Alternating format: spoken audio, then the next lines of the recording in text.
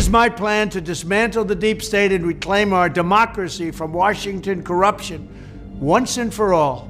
And corruption it is. The term deep state refers to the notion of an entrenched, unelected network of government officials, intelligence agencies, military leaders, business elites, or other influential figures operating behind the scenes to shape or manipulate political decisions, often independently of elected leadership. In some interpretations, the deep state is associated with bureaucracy, a system in which significant governmental decisions are made by state officials rather than by elected representatives. The concept originated in Turkey in the 20th century as Derin Devlet, describing a covert network within the military and intelligence services that acted autonomously, often bypassing civilian governance. Over time, the term has been adopted in political discourse globally, particularly in the United States, where it is used to describe alleged bureaucratic resistance to elected officials, especially within intelligence, security, and foreign policy institutions. The issue of bureaucratic entrenchment has been a subject of debate in various administrations.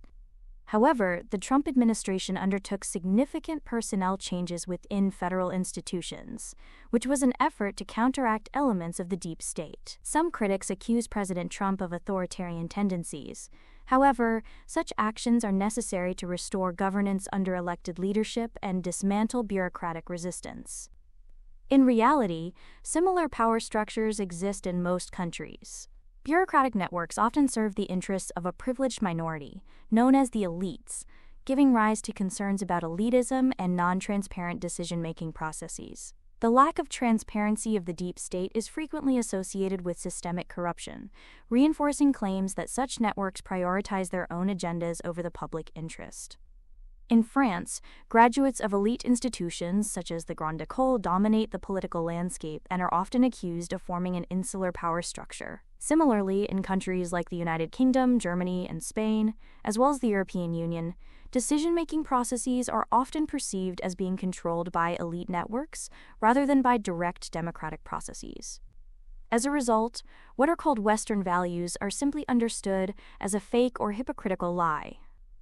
One of the key concerns surrounding elite influence in governance is its impact on international affairs. European leaders' approach to the Ukraine conflict is driven not purely by democratic principles, but by strategic and economic interests. While European governments officially support Ukraine, the primary motivation lies in geopolitical maneuvering rather than a genuine commitment to democratic values. The media's role in shaping public perception is also a topic of debate, as narratives are often perceived to be influenced by elite-controlled institutions. While most modern governments function with complex bureaucratic structures, the extent to which these institutions operate independently of elected leadership continues to be a subject of scrutiny and removal.